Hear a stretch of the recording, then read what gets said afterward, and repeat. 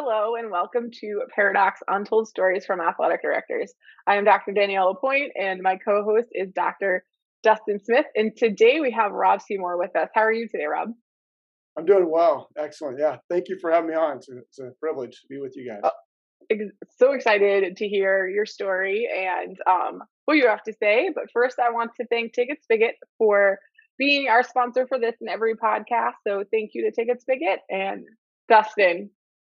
My Daisy, how are you doing over there today? I'm doing wonderful. I just wanted to go back to what Rob said. It's a privilege to be on this. I don't know that we've had somebody say that yet, but I want to just highlight that. Maybe we can make a promo about that, about what a privilege this is.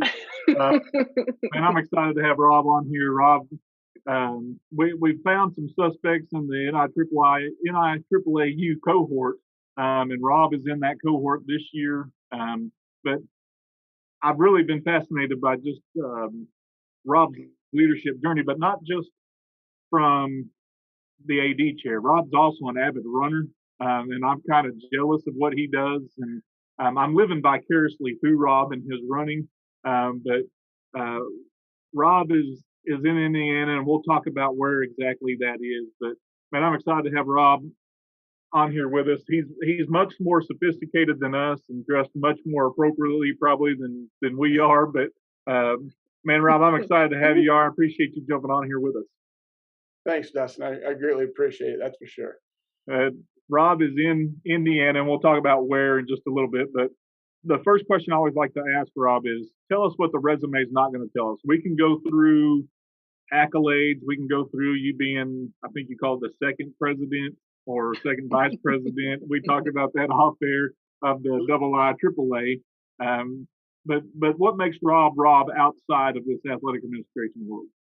Yeah. So again, I do serve our profession as the vice president for IIAAA. I'm in my 29th year of education, and I have the privilege. We're in a school that has opened up in 2006. We split away from a different school and reestablished because it actually closed the doors in 1968. And I have the privilege of actually being an administrator in a school that my grandfather taught at one time. So there's tons of history. This is my community, and that really allows me to do what I love, serving the community that I have such a depth of family history in. I am a runner, as you had mentioned. That's an important part to me. It kind of keeps me sane. It's actually where I process a lot of information, on this job, and a lot of ideas come from times when I'm out running. Times I run with other people, and that's a time to to kind of let up the vent a little bit as well, which we need to be able to do. So, and then my family, we do a lot of traveling. So we're trying to reach all 50 states. And we are currently sitting at 38. So, and is Arkansas one of those states? Arkansas has been, yeah. We did a 4-state tour with Arkansas, Missouri, trying to think the other two, Oklahoma maybe, and Kansas maybe on that trip. They're all right there together. Yeah. We were in the northern part. We did make it down to Hot Springs, which was very cool. Small national park, but yeah, great. Yeah. Is Florida on that list? Yeah, we actually have a timeshare, and that's what kind of sparked this, right? And our home base is in Orlando. That's our timeshare's home base. So we're only missing. We're knocking out 3 more at fall break. We're going to knock out Maryland, Delaware, and New Jersey, and then everything else is northwest. So let me ask this question. We talked about you from being from Indiana. Paint on a map where you're at. Where exactly? I mean, your family is obviously a rich tradition there, but paint for those people who may be geographically challenged where you're actually located in Indiana. So we are Indianapolis is the central Indiana, and we are the northeast side. So if you ever make it to Indianapolis, 465 is our beltway that goes around, and we are just about 5 miles north of that. So we are probably maybe a 40-minute drive northeast of the Indianapolis Motor Speedway. Have you ever played the golf course? No. At the Speedway? I have. Yes. I'm not sure to the level of McGurk or Scotch Scott, but yes, I have played that, and that brought back some memories as I was listening to that podcast. So it's not a fictional place. This is a legit, real golf course. It's legitimate. Yeah. Okay. Now I will say that the Speedway is known for a lot of other things besides Right. what happens on race day. But yeah. So let me ask you this: what got you into running? I mean, I know that's a big deal for you, but have you always been a runner? Is it something that happened later in life? Is it just something that has hit you and you decided, this is my therapy, I'm going to go run? What got you into that? Yeah, so I used to coach wrestling, right? When I was in college, I was coaching wrestling, and I was in really good shape from wrestling with the kids. I mean, that's one sport, right, that the coaches still are active in many times. And so I decided to run a half marathon, and at that time I was pretty youthful, so I had the ability to do that. Finished a half marathon. I remember sitting down, and they put a Hawaiian lei around your neck, and it was like, go run a marathon in Hawaii for team in training, Leukemia Society. And I remember thinking to myself, there's no way am I going to turn around, get up, and go run this whole thing again. And that was in May. That was the mini marathon that goes along with our 500 festival. And by that December, I'd ran 2 marathons, one of them in Hawaii, and that kind of just got me hooked. It was, I mean, the atmosphere of the race, of the participation in a marathon. I spent some time coaching with team in training with Leukemia Society. I was able to go to San Diego and do the inaugural rock and roll marathon there. And then actually what happened was from there, I ended up hiring my own coach, ran Boston in 2000, ran a pretty good time there. And then actually when I went back to coaching, instead of coaching wrestling, I ended up coaching cross country and track and field. And when we opened up this school here, Fishers High School, the first year we didn't have any seniors. Second year we won state. So, and ever since then, I've just been running. I mean, it's my therapy. It's more natural to be running than not running. So, so in a tie, do you run from building to building, or from event to event, or is it just when you go run in the mornings or in the evenings, whatever time we're working in? We're 5:30 a.m. every morning. So, every morning, you don't take a day off? I don't take a day off, but Monday through Friday, 5:30. Okay. And then Saturday and Sunday, I usually will get my own runs in by myself. I ran Boston. I ran it in 2000. Ran it in 2021 when it was in the fall because of COVID, and then ran it again in the spring at 2022. And then I'm trying to see if I can make it back. I have the time to go back in the spring this coming year, but I just got to make sure it works with our family schedule. Well, hats off to you. That's an awesome thing. Thank you.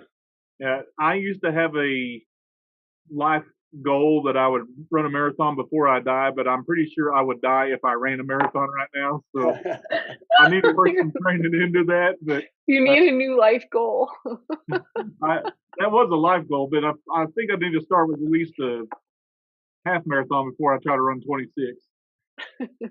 It's all relative. I will tell you, like nobody's business, but I haven't gone to a full half marathon or a full marathon by any means. Yeah, it's not bad. I mean, it takes 20 weeks to prepare for a marathon, so that's a long time. But by the time you've gotten through it, I do believe. I mean, again, when I was with Team in Training, we took people that were not runners at all and got them ready in 20 weeks. So anybody can do it if they are willing to make the commitment and the sacrifice, because there is a sacrifice to it.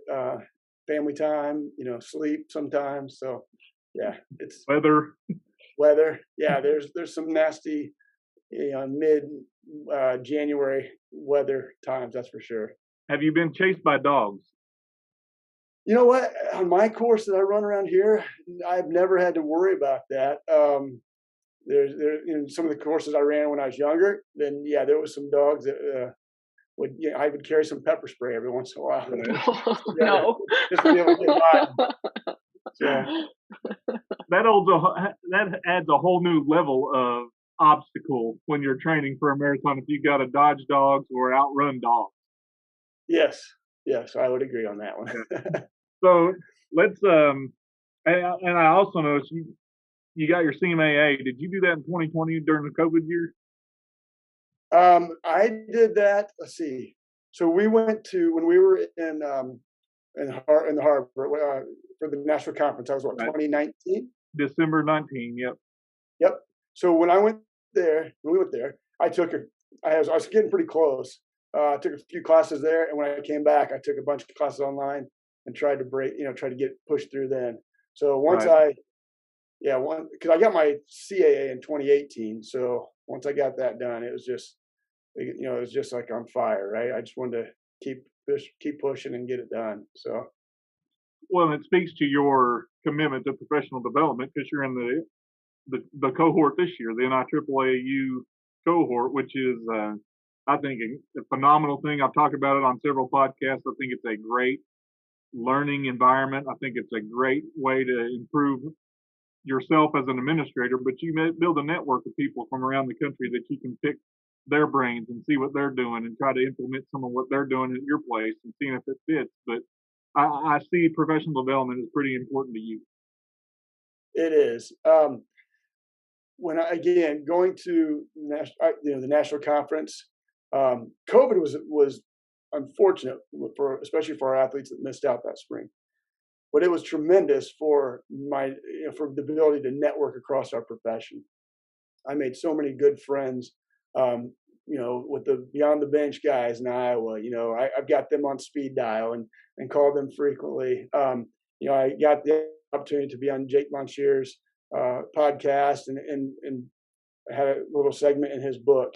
And again, being more, now I'm also on the sports facility committee for the NIAAA.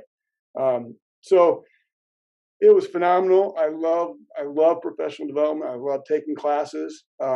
Obviously, though, when like we try to explain this to some people, as you take on leadership classes within your conference, sometimes you have to put your professional development on the back burner and find different ways to do that.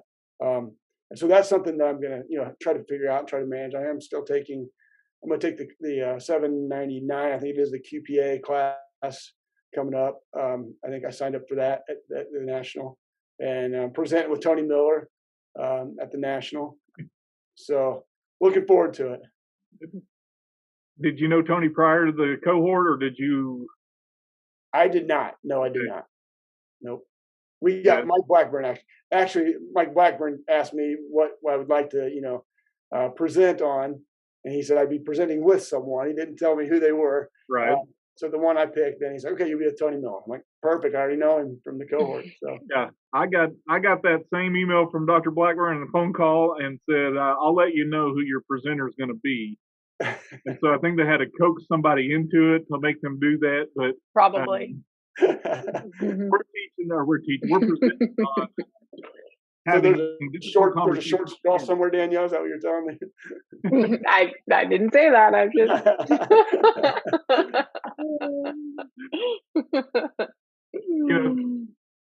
It's really phenomenal, just our profession and just what our association does and how it connects people. And I think it's real fun to have people like Dr. Blackburn reach out to you. And although he's riding off into the sunset come January, he's still really invested in our profession and his job, making connections with people. And even presenting at that conference, it's a lot of fun. It's stressful, and you want to make sure you do a great job, but it's a lot of fun, and you get to make connections with people from all over, which is important.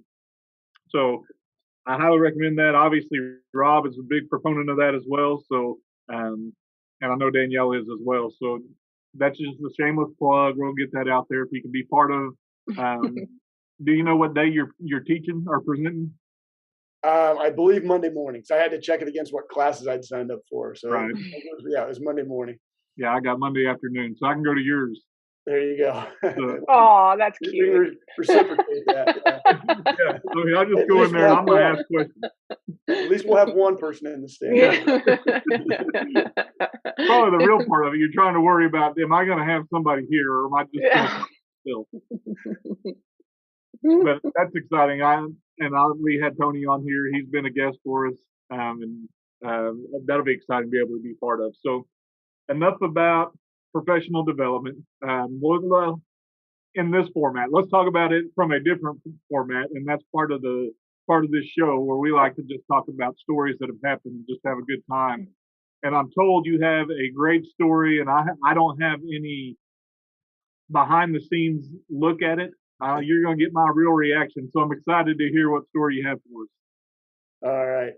So I think the theme to this would be the duck on the typical duck on the water, right? Like you want everything to look really calm on the surface.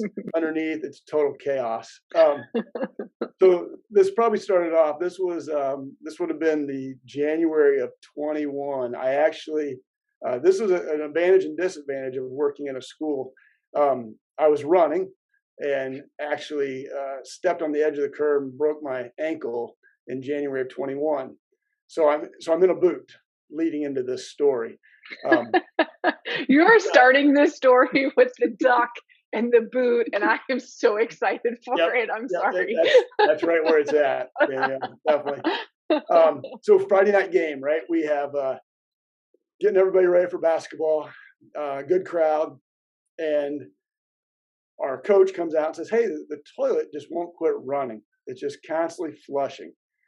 And a few years prior, we had a situation where it kept running, but then it was also stopped up and it overflowed, and we had a complete disaster in 2 locker rooms. Had to empty out the athletes and the officials. So I did not want a repeat of that. Okay, so I'm like, my goal is to get this toilet to stop and stop running. And I mean, I'm pretty handy, so I had some tools I went and grabbed, and the shutoff valve on the back of the toilet. There's a nut back there that you loosen that nut, and you can then get in there and turn it with a screwdriver and shut the water off. It's pretty simple plumbing. So I start to loosen that nut, and I can just hear water running behind there, and I'm like, okay, that just doesn't sound right.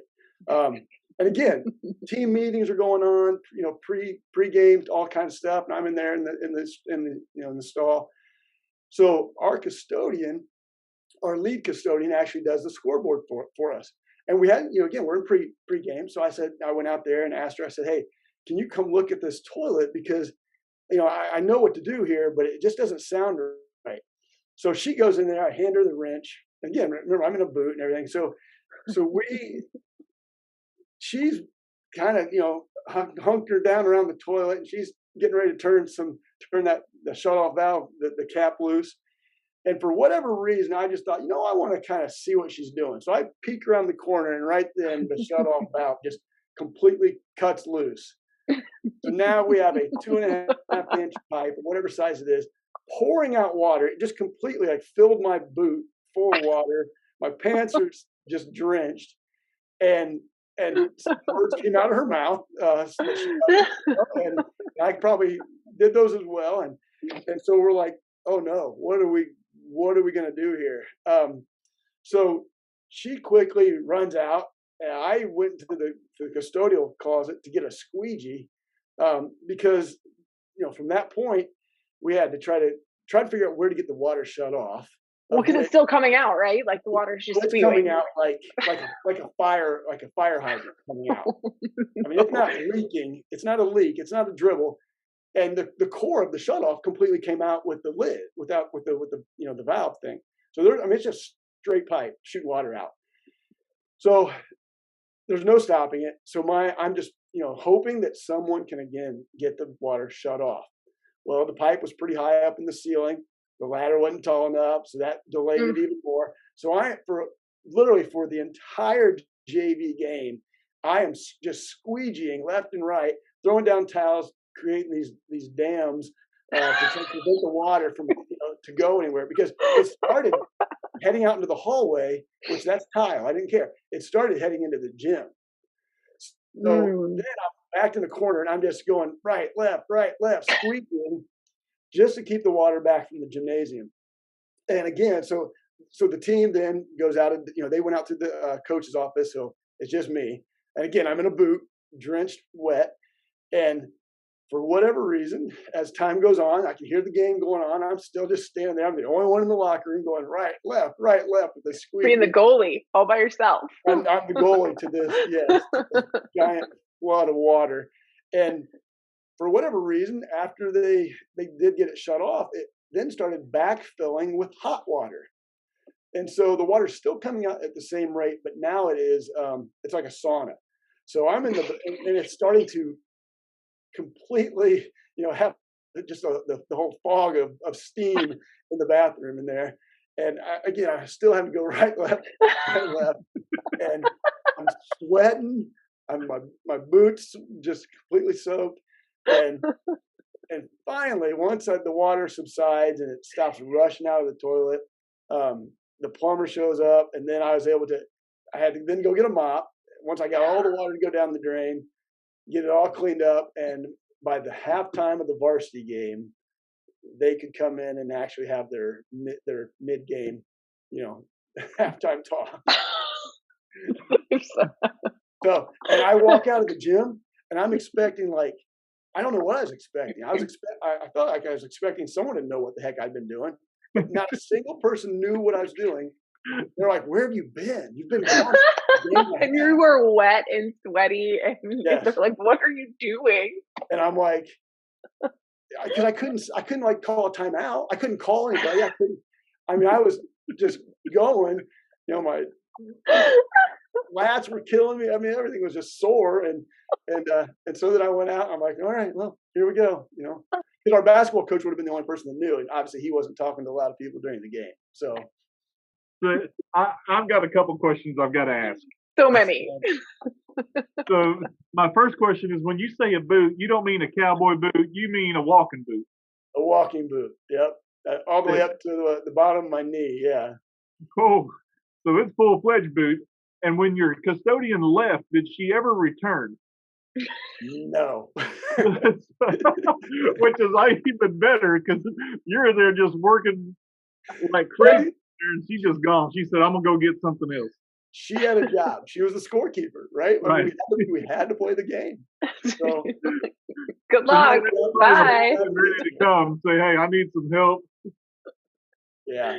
She didn't tag someone else and be like, "You go. I'm going to work." No, there was no one else. There was no one. That thing that's going around on Instagram. There's nobody coming. Right. Just you.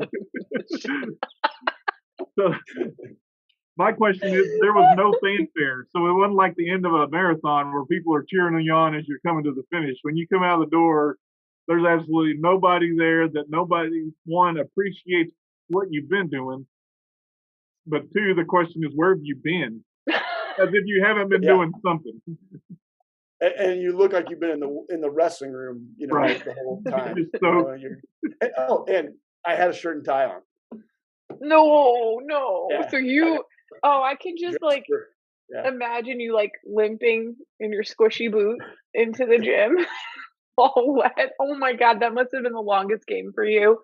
But the second half that I got to watch went really quick. But I also feel like it could have been significantly worse, because it could have been the other end of the pipe that broke, and it could have been not clean water. And then, yeah, that would have been a much rougher. Can you imagine the goalkeeper skills you would have had for that? Yeah. Yep. I know. And as I was thinking through the stories to share with you, I've got really good stories from things outside of being an AD, and one would be similar to that, so we can maybe, talk about that. So did you go back into the gym and just have a seat? Did you go try to find a change of clothes, or do you have an office in the gym where you could have just gone and kind of hid out? Or I just went and sat down. I just went and sat down.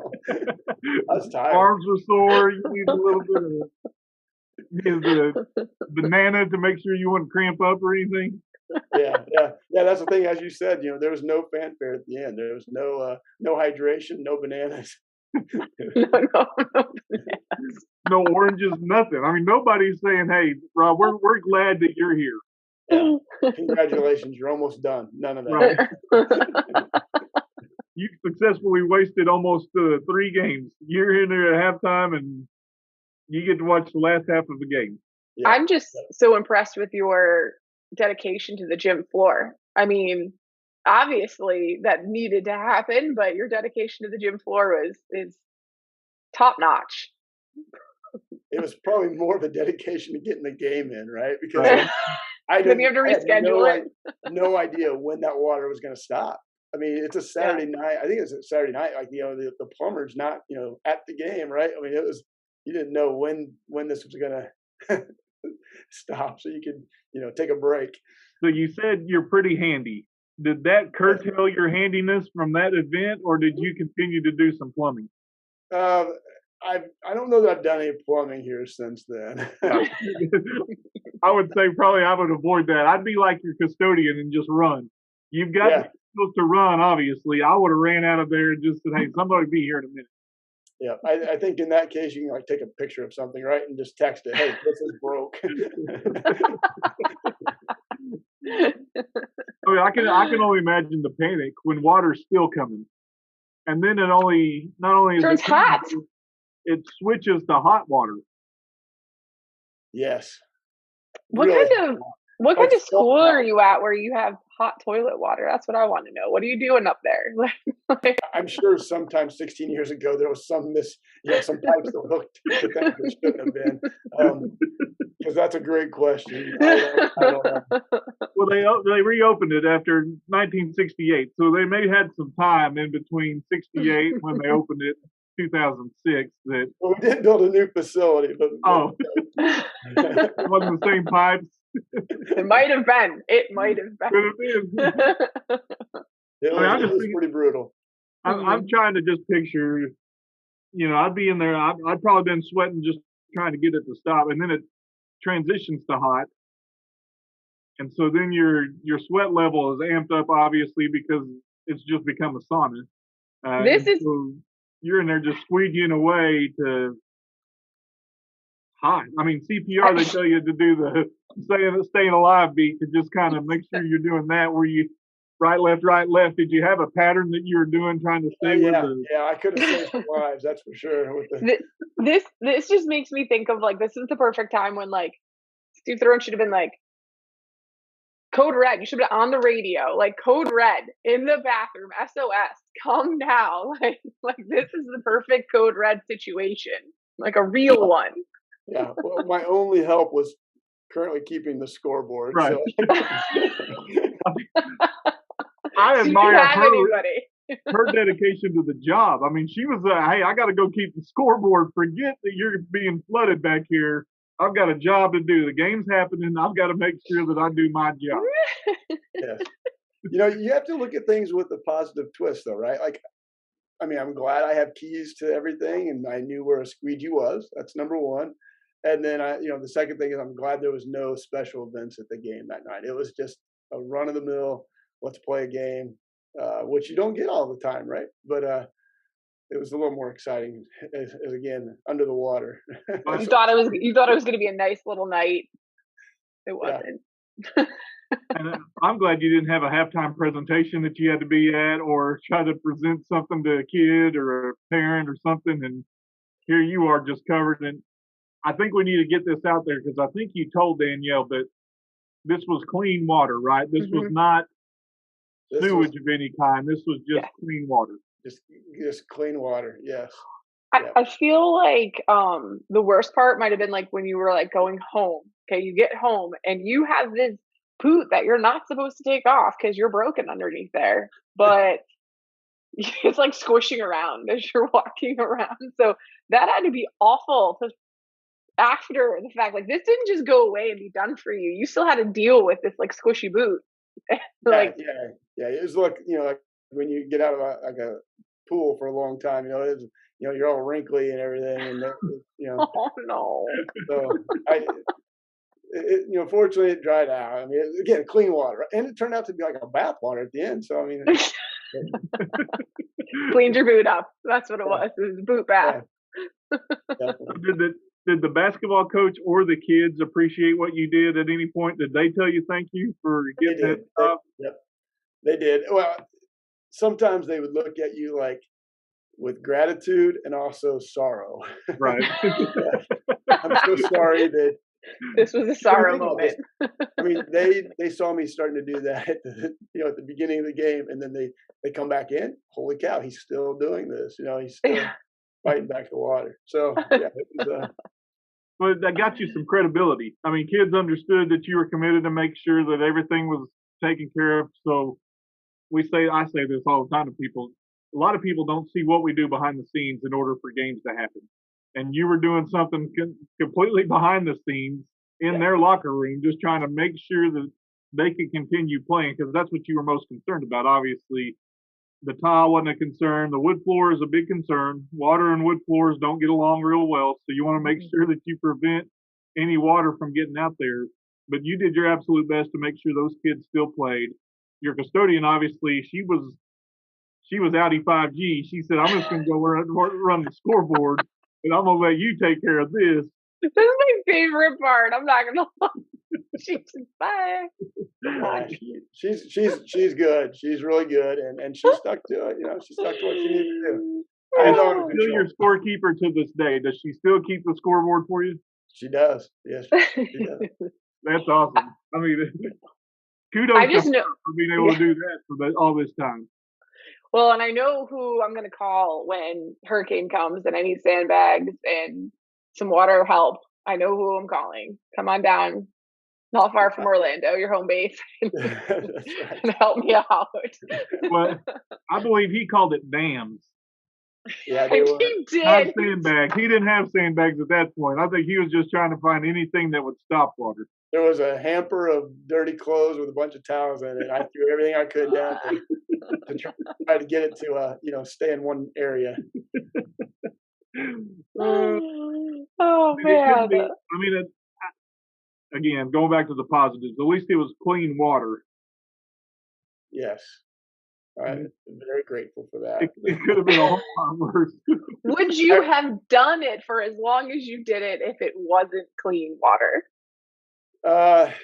Yeah, I mean, yes, because again, trying to save the gym floor, right? Like, that's not losing one game, that's losing a lot of games. So, yes. Now, I would But not like have, you're slow to answer that though. You're like, I would not have yeah. gone back out to watch the back half of the game. I would have just gone home at that point. Have you successfully not broken an ankle since then? Yeah, no, I broke that ankle in January, and I've ran 2 marathons since then. So, yeah, it's good. I'm good. Back to training. I mean, Good, all's okay, everything's fine. Yeah. And now, the one thing is like you never know when you never know what's going to happen in this job, right? Like it right. just unique things present themselves, and you've got to be willing to act on the fly. So I like the way you phrase that. They present themselves as if you have an option of, hey, this is coming. I don't really want this presentation at all. I want to go about what I'm doing, but they do present some challenges and some opportunities. Did the scorekeeper / custodian, did she ever come back and check on you? Well, after the game, we did some high fives, and we kind of debriefed the whole what I'd been doing for 2/3 of the night. Well, you see though, you kind of avoided a bigger mess because you already had that happen and you knew this is what I have to do to avoid that from happening again. So you were like Right. just building on that professional development. You're like, that didn't work, we got to do this. The And then, first one was much it was much worse as far as the impact on others, right? Because kids had their bags on the floor, officials had their bags on the floor, and all that water started coming up, and that wasn't clean water. So that was a lot worse, right? Yeah, that was a much different type of cleanup, long term. Yeah. Right. yeah. Ugh. Well, I I mean, just want you to know that I'm going to forever have an image of you goalieing this water left, right, and trying to keep it out of the gym. yeah, I think about being in that situation, and there've been some coaches I know that would have probably just let it go after the officials closed and not really been concerned about that. But trying to save their own kids' stuff for the visiting teams, they may have just let it flow a little bit. But obviously there was something greater that you had to be concerned about. And the gym floor is that, obviously, but you want to make sure that the kids had the opportunity to play, and you did whatever it took. And so as we take away positives from that. The kids knew, your team knew exactly what you had been doing, maybe not to the level, but they got to go right back in at halftime, have their halftime speech, and all was good. They just went right back out and played again. Yeah, they just had to use a couple different doors. Yeah, I think I did earn some credit there on the back half for that. So, in the same scenario, would you do the exact same thing again? I would not have turned that knob on the toilet. Let it go for a little bit. We'll deal with that on Monday. When you go to take off the beauty cap to get to the shut off and you hear water running, that's not a good sign. Yeah. So that's the takeaway. Stop there and call a plumber. Back away slowly. Don't touch anything. Yeah. We wear a lot of hats, but being a licensed plumber is not one of them.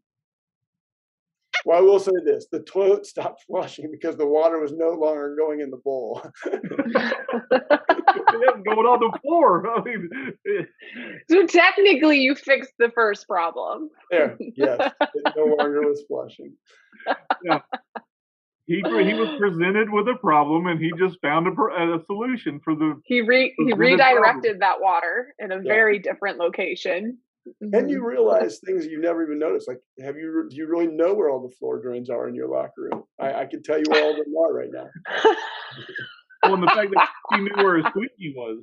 I mean, one that you could go in there and you could readily available that you could take care of. And I mean, there's things that you're cognizant of now that you probably weren't prior to this debacle. Event. I mean, this situation. Presentation. To you. Unique opportunity. Yeah, unique. I think that's probably a good way to put it. Well, I definitely appreciate you sharing that with us because, I see all of this happening and unfolding. We've all had incidents behind the scenes where we're trying to hurry up and figure something out, and sometimes you're alone, and you were very alone, and you were very alone for a long time, and with the boot. So you probably had like the worst case scenario, I guess. It was. The one thing about, again, when you're in this profession, and something happens, you have to prioritize in your mind, right? Like what has to happen first? Stop some water, get the team where they, can they still come in and out? Do they have another exit? Like, so as you're right, left, you're processing all these things, and that's kind of what we do in times of emergency as athletic directors, and obviously, the more we spend in the position, then the better we are at doing that, because you have experience. And I think this job will tell us we always learn from experience, right? Good or bad. I think we say all the time we're on an island by ourselves on the campus, and you were literally on an island by yourself trying to find out water. So you took that to a whole different level. But you're right. Our job is very reactionary. We don't always have an idea of what's coming. And for you thought you were just going to do some plumbing work, and it turned into a plumbing nightmare. But that didn't prevent you from trying to solve that problem that was there. You saw a problem, you're going to try to fix it, and it turned into a greater problem. Not because necessarily that you didn't have plumbing skills. It was just a problem that there was a Band-Aid on it, and you removed the Band-Aid for a little bit, and here come the gully washer. Yep. Oh man. Once we got to the end of those threads, it was. Did you try to screw it back on real quickly? Try to make sure. Actually, it shot the shutoff shot all the way behind me. It passed me like like a rocket. You're kind of lucky that it passed you and didn't hit you. There was a lot of water pressure coming behind there. It's almost like the start of a marathon when those guys get out there real fast and leave some people behind. They just shoot it. That's what the valve did for you. Again, someplace that I don't belong. Yes. Right. Oh, that's funny. Well, thank you very much for being with us today. That was a great story. Sorry for laughing at your expense, but I can see it all unfolding. It's kind of comical. Yeah, it's an honor. I really, glad to be a part of this. I love to spend some time with you guys and getting to share. Yeah, it's a fun story and it's a fun profession. So. But I know, Rob, you got a million hats you're wearing. I don't know if you're a plumber still on the side, but obviously you've got that skill, or maybe you're just a water you're just a water dammer, I guess is the better way to put it. But man, I'm excited you jumped on here. Thanks for telling your story. Thanks for spending time with us, and thanks for counting it a privilege. I hope that still was a privilege as we near the end of this, that you still are honored to be able to be part of this, because we're honored to have you on here and honored to hear your story. And again, laugh a little bit, because our profession needs that. We need to be able to laugh, and you provided that for a lot of people today. So I appreciate that. Thank you. Yes, thank you. Definitely appreciate that. And also appreciate Ticket Spigot, who is official NIAAA ticketing partner and also our sponsor. See you next week, guys.